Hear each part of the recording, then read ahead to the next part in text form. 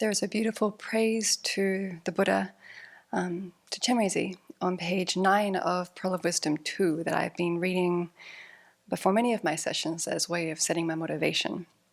So I thought to read that and just share some ways that it's been inspiring me. So it says, Namo Guru Lokeshvaraya. Praise to the beautiful four-armed Lord of the world, supreme embodiment of all the three-time conquerors, possessing supremacy, excellent holder of the lotus. Your stainless feet beautifully adorn my crown. So 4-armed, 1,000 arms, same essence. But here in this first verse, what really strikes me is supreme embodiment of the three-time conquerors. And that, Chenrezig, above my head or in the space in front, is a manifestation of all the Buddhas. And this is a way for me to connect with all the Buddhas through this appearance in the form of Chenrezig. So I found that as a way just to, not connect it with just one figure, but this great expanse of all the Buddhas, all their essence, all their enlightened qualities appearing in this form of Chenrezig. May the karmic pollution of myself and others be washed away by your cool, compassionate tear, great loving protector, sole refuge of pitiful, guideless migrating beings, you who first generated bodhicitta and then reached culmination. So here, sole refuge of pitiful, guideless migrating beings. I could feel my mind kind of move back a little bit in terms of like sole refuge. That is a big claim. But then thinking about this in terms of there's no other way to lasting peace or happiness than what the Buddha taught. And it made me think of like the 10 powers of the Buddha. The first one, knowing what is possible as possible and what is impossible as impossible. That it's only possible to have happiness when we create the causes in terms of acting with virtue.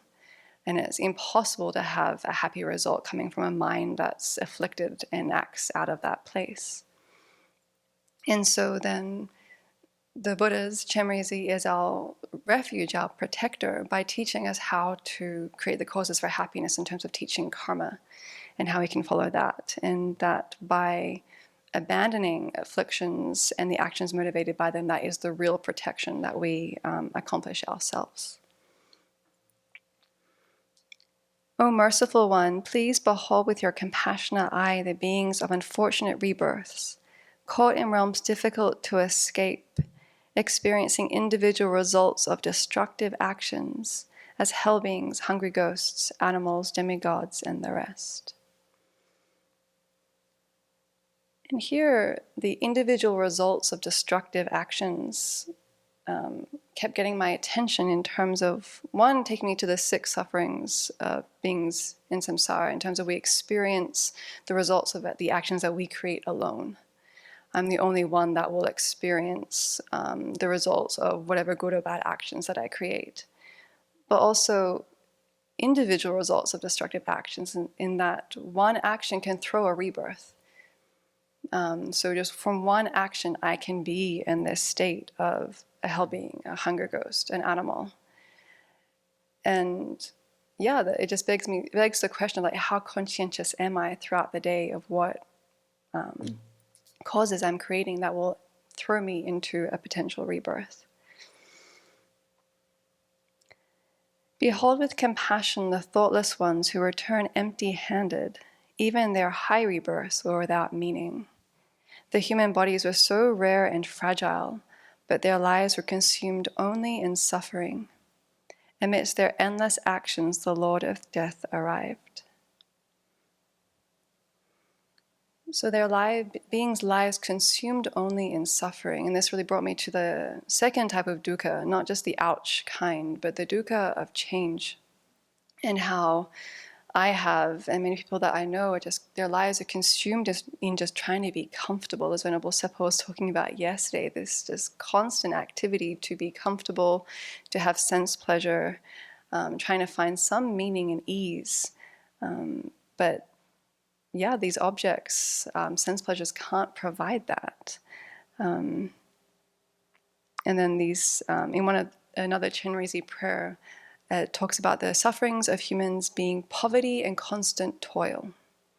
and this sense of this dissatisfaction that we have in terms of like it's just never good enough, because the object either changes, it stops, it ceases, or it actually turns into pain. The analogy of eating: if we keep eating, no matter how good it initially is, it ends up in suffering. And so this kind of brought me back to thinking about my parents, in terms of, I know one of them doesn't have a view kind of beyond this life, and the other one has a lot of physical pain, and so often just trying to find this comfort, this ease. But wanting to bring this closer to home, then the next verse: behold with compassion tough-skinned beings like me, who maintain a religious manner, but do not achieve the great meaning, being overwhelmed by attachment, hatred, and the 8 worldly concerns, without having subdued our minds by observing cause and effect. So, yeah, really, throughout this whole prayer, this praise, really bringing it home in terms of asking again and again, like, do I have the bigger picture in mind? Am I just creating throughout my day the causes for more samsara? And this, particularly with last night's teachings, night before, Friday night teachings, on the 10 things that monastics should reflect on repeatedly. Like, how am I spending my time? Do my companions find fault in what I do? And what really is my motivation for this action?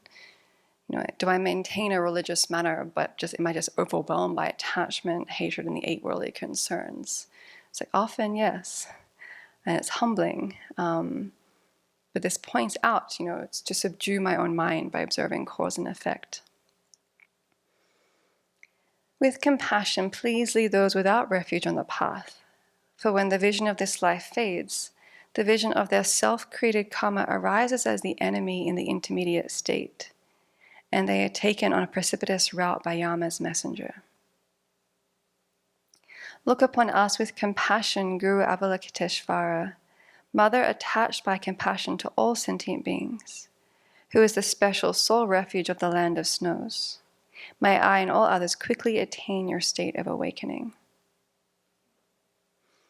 So I find the image of Chenrezig being a mother attached by compassion to all sentient beings very beautiful and uplifting. And after this quite sobering wake-up call of the first part of the prayer, there's this sense of ease and connection that comes of there is a way forward. There is a way to kind of shake myself up in terms of reality check. How are you spending your time? Is this in line with your actual aspirations?